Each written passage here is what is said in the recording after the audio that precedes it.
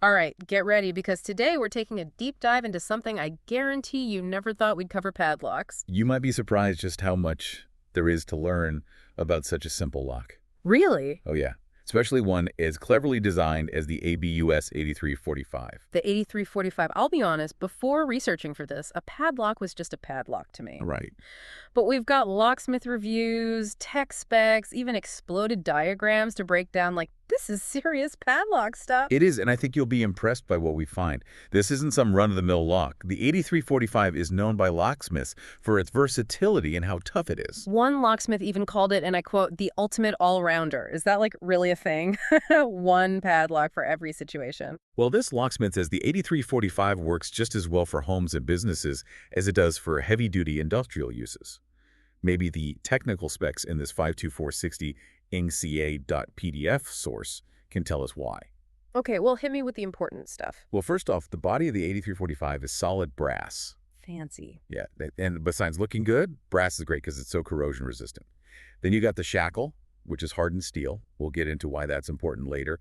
And it's covered with this coating ABS calls NANO Protect. Basically, they engineered this padlock to survive just about anything. So rust-proof, weatherproof, this is like a padlock designed to outlive us all, right? Pretty much. Yeah. But it's not just about surviving the elements. A good lock needs to be tough enough to resist attacks too. That's where the double bolting mechanism comes in. Double bolting. Is that where the exploded diagram comes in handy? I'm definitely a visual learner. Seeing how it all goes together might help me get it. For sure. Don't worry though, the diagrams aren't that complicated. Think of it like one of those 3D puzzles, but instead of a cool picture, the final result is a super secure lock. In the diagram, you can actually see how that double bolting mechanism adds an extra layer of protection compared to your average padlock. Oh, okay. So that's pretty cool. I'm starting to see why this isn't your average padlock. You know what really caught my attention, though? This rekeyable business. What does that even mean? You don't see that very often on just any old padlock. Basically, rekeyable means that you can actually change the cylinder, the part the key goes into, yourself. So if you lose a key or just want to change it, you can swap out just the cylinder without needing a whole new lock. That's the idea. That's amazing. It's like when you have a phone with a SIM card. Exactly. You can just swap out the SIM card if you want to change how it connects, or in this case, which key it uses. Yeah, that's a good way to think about it. That makes a lot more sense now. But why would someone even want to change the cylinder on a padlock? Well, one reason is that you could have a bunch of different 8345 padlocks, but they could all be opened by the same key. It's called being keyed alike. Oh, wow. So you could use the same key for your shed, your toolbox, your bike lock, the possibilities. That's some seriously next level organization. Okay. But hold on, how do you actually change the cylinder? Is that something anyone can do, or do you need to call a locksmith? That's what's so cool about this lock. Though they designed it to be easy to use, You definitely don't need a locksmith for that. The 8345 is made so you can change the cylinder yourself. If you look at the exploded view, you'll see the cylinder is actually its own separate piece. With the right tool, and ABUS actually makes one just for this, you can take out the old cylinder and put a new one in like instantly. okay, that's amazing. Talk about a user-friendly design. But can you use it with things other than just other padlocks? This locksmith mentioned that you can match the 8345 to ABUS door cylinders too. That's right. You're not stuck with just having a bunch of key-to-like padlocks. With the 8345, you can make the lock use the same key as your ABUS doors. Imagine using the same key for your front door, back door, in your shed. How convenient is that? ABUS is like reading my mind with all these cool features. Let's talk about the different ways you can lock it now. This locksmith was talking about how you can get them in automatic and key retaining, which seems like a lot of options for a simple padlock. That's just another example of ABUS designing for everything you could need. Yeah. It makes sense when you think about it. Sometimes you need something quick and easy, and other times you need something extra secure. Yeah, okay, I get that. So what's the difference between the two? I know I've been in those situations where I'm carrying a bunch of stuff and trying to lock a padlock and... We've all been there. With the 8345's automatic locking, you can say goodbye to that. You just push the shackle in and it locks automatically. No key, no hassle. It's perfect for those times when you're in a rush or if you're using it on a gate or something. So automatic is all about speed and ease of use. But are there times when you'd actually want the key retaining option for more security? Of course. That's why they have it.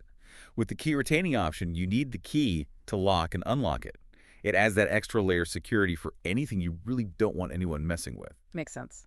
So automatic for convenience, key retaining for security. They really did think of everything. And speaking of thinking of everything, what about all the different shackle sizes he mentioned? Is it just about getting the right size for what you're trying to lock? Pretty much. You Hmm. just need to match the length of the shackle to what you're locking. The 8345 actually comes with a crazy range of shackle sizes, from a super small 38 millimeter to a huge 150 millimeter. Wow, so whether you need to lock up a little toolbox or a giant gate, they've got you covered. We talked about that nano protect coating and the brass body, but what about the shackle material? The normal shackle is hardened steel with the nanoprotect coating, Yeah. which, like we said, means it's really difficult to cut and it's weather resistant. This thing really is the prepper padlock of my dreams. But he mentioned other shackle materials too. What are those all about? For those really extreme situations, or for even more security, ABUS makes shackles in solid brass and even stainless steel. If you're working in a place that's really corrosive or you just want to be extra safe, those are always options. Talk about going above and beyond. This is crazy. Customizable cylinders, different locking mechanisms, shackle sizes and materials. It's like the Swiss Army knife of padlocks. He did mention one more thing you can customize, though. Something called a Lockwood Gen 6 cylinder upgrade? Is that like the most secure padlock cylinder ever or something? Basically, the Lockwood Gen 6 is a super high security cylinder that's really resistant to picking and drilling. It's also almost impossible to copy without permission. So yeah, if you want the absolute best security for your padlock, that's what you get. Wow, the customization here is unbelievable. This isn't even just a padlock anymore. It's like a whole security system. Yeah. And honestly, I never would have thought that something as simple as a padlock could be so well designed and so well engineered. It's actually kind of elegant. It is. And that actually brings up an interesting point about design in general. People don't usually think about the ingenuity that goes into everyday things, but the truth is, good design is everywhere. That's a good point. It reminds me of something else this locksmith said. They said the 8345 is very well priced, which is kind of crazy considering everything it can do. It's like the perfect combo of being useful, tough, and affordable. Exactly. That's what makes good design so great. It's not about being exclusive or expensive. It's Mhm. about making something that works well, lasts a long time, and that everyone can afford. We've only really scratched the surface of what makes the ABUS 8345 so cool, though I think this deep dive has brought up some bigger questions too about how design impacts our lives. What do you think? I agree. Yeah. We've talked a lot about what the 8345 is, all its features and technical stuff, but maybe now it's time to talk about why. Why does good design matter? Yeah. How can we use what we see in stuff like this padlock to make our own lives better? Those are great questions. Well, I don't know if I have all the answers, but I do think it's really important to at least think about them. So let's change gears a little bit and take a look at the bigger picture of design and what kind of impact it has on the world. You ready for part 2 of our padlock adventure? Definitely. It's funny. We went from talking about how a padlock works to having this deep conversation about design philosophy. It shows you how much of an impact good design can have. It really does. You start with something practical like a strong lock, but then you start to think about everything behind it, like how they made it easy to use and how adaptable it is, and you realize those ideas can apply to way more than just the object itself. Definitely. It makes you realize that we're surrounded by examples of great design all the time. We just don't always notice them I agree. or even recognize them as being good design. That's true. Huh. We just expect a well-designed chair to be comfortable or a website to be easy to use. It's only when things are designed poorly that we realize how important it really is. That's so true. Like how many times like you given up on ordering something online because the website was so frustrating to use? Exactly. Good design is often invisible. It just works. It's when it doesn't work that we realize how much we need it. So you're saying that if we study things like this ABUS 8345, stuff that was designed really well, we can start to see the design choices that are all around us. Yep.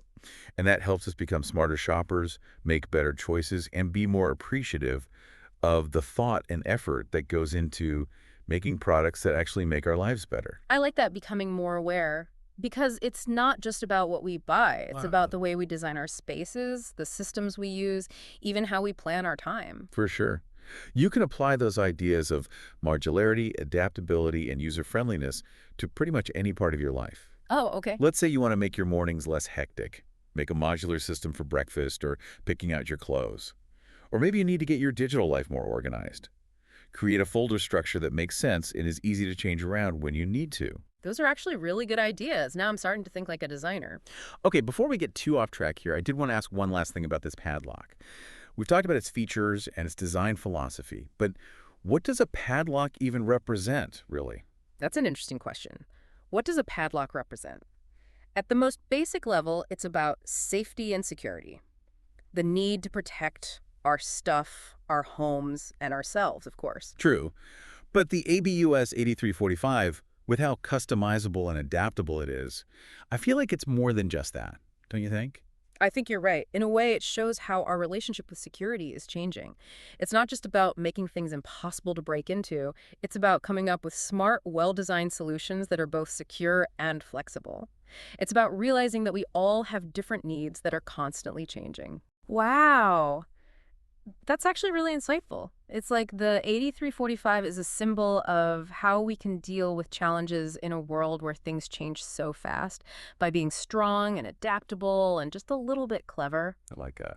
It reminds us that even something as simple as a padlock can be creative and innovative, that we can design solutions that don't just solve problems, but that are even better than what we thought we needed. Exactly. I feel like we've learned so much, and not just about padlocks, but about how powerful good design can be, how it can change our world and make us think differently. I couldn't agree more. Well, I think it's time to lock in all this knowledge. It's been great learning with you today. I had a great time. Till next time. And to everyone listening, thanks for sticking with us on this deep dive into the surprisingly interesting world of padlocks. Remember, you never know what you'll learn when you start digging deeper.